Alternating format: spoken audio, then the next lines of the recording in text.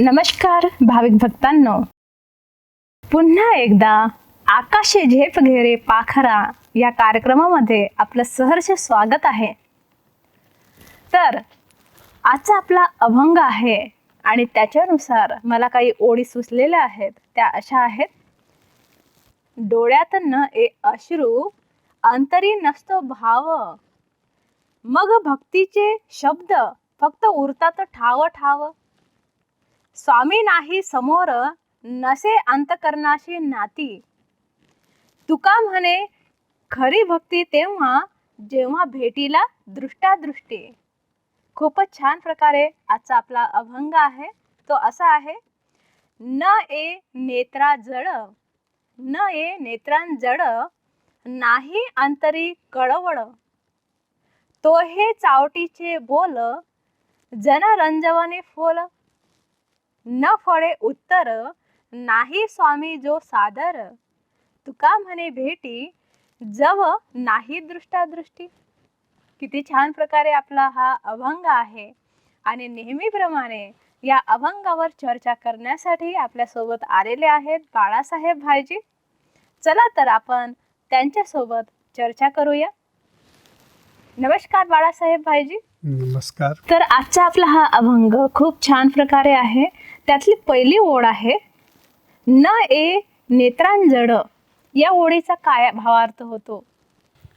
या ठिकाणी अभंगामध्ये जी सुरुवात केलेली आहे, न नेत्रा जळ, आंतरी नाही कळवळ, ह्या ज्या अभंगाच्या पंक्ती आहेत, ओळी आहेत, ह्या खूप सुंदर आहेत. म्हणजे महाराजांना या ठिकाणी सांगायचं आहे की तुमच्या नेत्रामध्ये जर ईश्वराच्या प्रती प्रेमभाव नाही आहे, कोरडंपण आहे, तुमचे जर नेत्र ईश्वराच्या प्रती ज्याला आपण म्हणतो की ओले होत नाही, तर ते फक्त एक दिखावा आहे. आणि ते ओले तेव्हा होतात की ज्या वेळेला तुमच्या दुसऱ्या ह्याच अभंगामध्ये दुसरी जी ओळ आहे की ज्याला ओलावा म्हणतो, मनामध्ये जर कळवळ असेल, ओढ जर असेल, तरच ईश्वराच्या प्रती तुमच्या डोळ्यामध्ये अश्रू निर्माण होतात. काही लोक आपण बघतात की उगाचच दुसरे करतात भजन, दुसरे कीर्तन करतात, दुसरे टाळ वाजवतात, म्हणून त्यांच्यामध्ये ते एक दिखावा ज्याला म्हणतो आपण की मी पण काहीतरी करतो. बरोबर. परंतु असे खूप मोजके लोक आहेत की ज्या वेळेला ते योग साधनेमध्ये बसतात किंवा ईश्वराच्या समोर बसतात, मूर्तीच्या समोर बसतात, त्यावेळेला अक्षरशः त्यांच्या डोळ्यामधून डोळे ओलावतात. ईश्वराची जी कळवळ आहे किंवा जे प्रेम आहे त्यांच्या डोळ्यामधून दिसून येतं. बरोबर. आणि याचं उदाहरण आपण बघतो की ज्या वेळेला संत मीराबाई श्रीकृष्णाच्या मूर्तीसमोर बसायची, तर अक्षरशः डोळ्यातून पाणी टपकायचं. याला म्हणतात की ईश्वरीय प्रेम. आणि म्हणून श्रीकृष्णाचा साक्षात्कार मीराला व्हायचा. का व्हायचा? कारण ती ईश्वराला आपल्यामध्ये इतकं एकरूप करून घ्यायची की त्या ज्या भावना आहेत तिच्या डोळ्यातून व्यक्त व्हायच्या. आणि म्हटलं जातं की प्रेम हे त्याची जी सुरुवात आहे प्रेमाची ही डोळ्यातून होते. बरोबर. आणि त्याची समाप्ती पण डोळ्यातूनच होते. की ज्या वेळेला व्यक्तीचा शेवटचा श्वास ज्या वेळेला तो घेतो त्यावेळी त्याचे डोळे मिटले जातात. आणि ज्या वेळेला व्यक्ती ईश्वरावर प्रेम करतो त्यावेळेला त्याचे डोळे, दोघांचे डोळे उघडे असतात. म्हणजेच प्रेमाला या ठिकाणी जी उपमा दिलेली आहे त्याचा जो संबंध आहे हा डोळ्यांशी जोडलेला आहे. खूप छान प्रकारे तुम्ही याचा भावार्थ सांगितलेला आहे. आता आपली दुसरी ओळ आहे.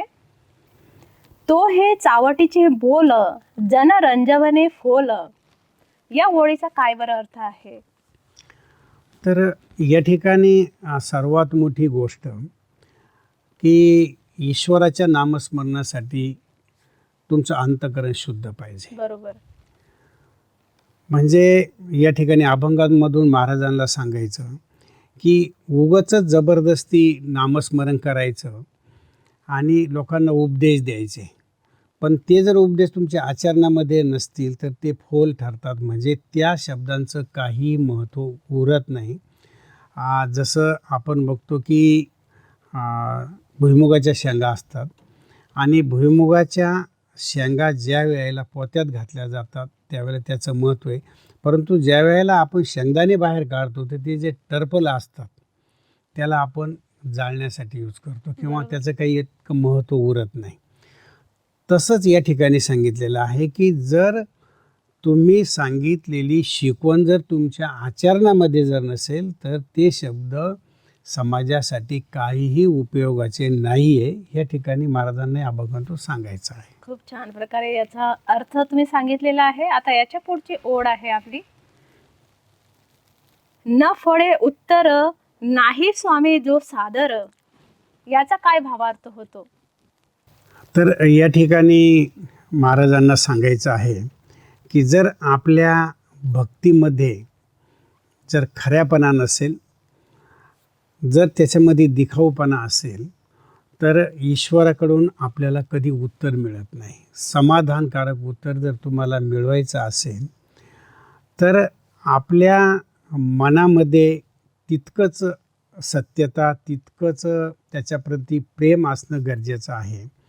आणि ते जर आपल्यामध्ये नसेल तर ती जी भक्ती आहे किंवा तो जो भाव आहे हा खोटा ठरला जातो.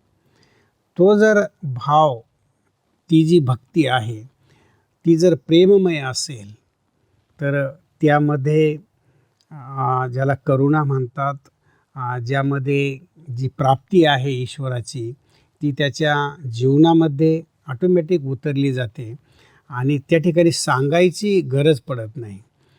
ती जी कृती आहे तीच समाजासमोर एक दर्शवली जाते की ईश्वराच्या प्रती याचं जे प्रेम आहे ते कृतीतून दिसून येतं. खूप छान प्रकारे सांगितलेला आहे याचा अर्थ. आता याच्या पुढची ओढ आहे.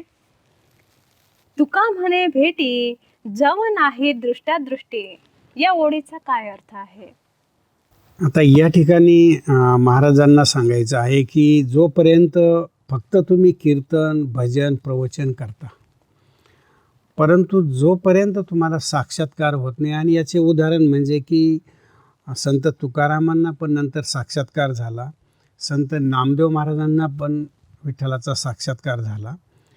तर या अभंगाचा भावार्थ आहे की जोपर्यंत तुम्हाला साक्षात्कार होत नाही तोपर्यंत तुम्ही कितीही जरी प्रयत्न केला तर ती जी भक्ती आहे तुमची यशस्वी होत नाही. मग जर साक्षात्कार व्हायचा असेल किंवा ईश्वराची जर तुम्हाला प्राप्ती करायची असेल तर तेवढी कळकळ तुमच्या मनामध्ये पाहिजे, बरोबर. तेवढी जिद्द पाहिजे. ज्याला आपण म्हटलं जिद्द हा शब्द काही काही ठिकाणी दृढता म्हणतो. दृढता हा एक सकारात्मक शब्द आहे. चिकाटी. चिकाटी, हां, ज्याला आपण चिकाटी म्हणतो. जर तुमच्या मनामध्ये चिकाटी असेल तर तुम्हाला साक्षात्कार निश्चित होऊ शकतो, परंतु त्याकरता तेवढा संयम ठेवला पाहिजे, तेवढी निरंतरता ठेवली पाहिजे. त्याच्यामध्ये खंडन होता कामा नये. लोक सोडून देतात. कोणी नाव जर ठेवलं, नुसतं आपण टाळ घेताना एखादा जर आपल्याला म्हणला की आता लई टाळकरी झाला, किंवा गंध जरी लावला, माळ घातली तरी लोक म्हणतात आता लई माळकरी झाला, जीवनभर पापं केली ना आता माळ घातली. मग असं म्हणल्यानंतर लोक वारंवार जर ते शब्द ऐकले तर लोक काय म्हणतात, ती टाळं घे, ती माळं घे, आणि पहिला जसं होतं मी तसं करायला लागतो. म्हणजेच तुमची त्याच्यामध्ये धैर्यता संपली, सहनशीलता संपली, म्हणजेच तुम्ही त्या ठिकाणी हारले. त्यांच्या बोलण्याचा जर तुमच्या जीवनामध्ये परिणाम होतो तर तुम्ही त्या ठिकाणी हारले. तर या ठिकाणी महाराज सांगतात की तुम्हाला हे सर्व काही सहन करावं लागतं, तर तुम्ही निश्चितच ईश्वराच्या प्रेमाचे पात्र बनू शकता. खूप छान प्रकारे अर्थ सांगितला. आता जाता जाता आपल्या भाविक भक्तांना काय आध्यात्मिक संदेश देऊ इच्छिता?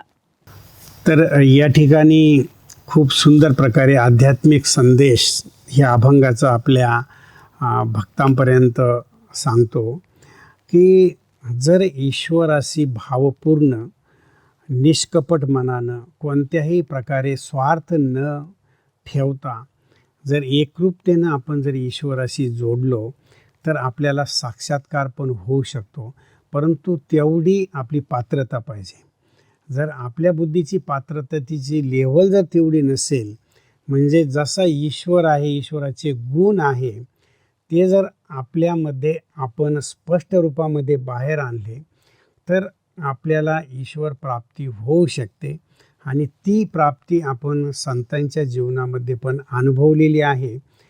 तर एक ईश्वरीयमय जीवन जर आपल्याला प्राप्त करायचं असेल तर आपल्यामध्ये कोणत्याही प्रकारचा दिखावट, ज्याला आपण म्हणतो की सोंग करणं, म्हणजे लोकांना दाखवण्यासाठी, त्या कोणत्याही प्रकारची आपल्यामध्ये जर कृती नसेल तरच ईश्वर आपल्याला प्राप्त होऊ शकतो.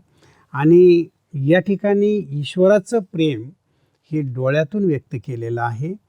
तर तुमच्या अंतःकरणाला जेवढं तुम्ही स्वच्छ ठेवाल तेवढंच तुमच्या डोळ्यामधून ते प्रेम ईश्वराला पण दिसू शकतं किंवा ईश्वर त्याला ओळखू शकतो. त्याच्याकरता जास्त दिखावा करण्याची आपल्याला काही गरज नाही आहे. हे या ठिकाणी आपल्याला ह्या अभंगामधून आध्यात्मिक संदेश जातो. खूपच छान भाईजी, तुम्ही इथे आलात आणि इतका छान असा अर्थ सांगितला, त्याबद्दल तुमचे धन्यवाद. आपले पण खूप खूप धन्यवाद. तर भाविक भक्तांनो, असं म्हटलं जातं, मनी नाही ठाव म्हणे देवा मला पाव. अगर तुमच्या मनामध्ये भाव नसला तर तुम्हाला देव पाहू शकत नाही. तर अशाच प्रकारे आपण नवीन अभंगासह नवीन अर्थ पाहूया. तोपर्यंत धन्यवाद.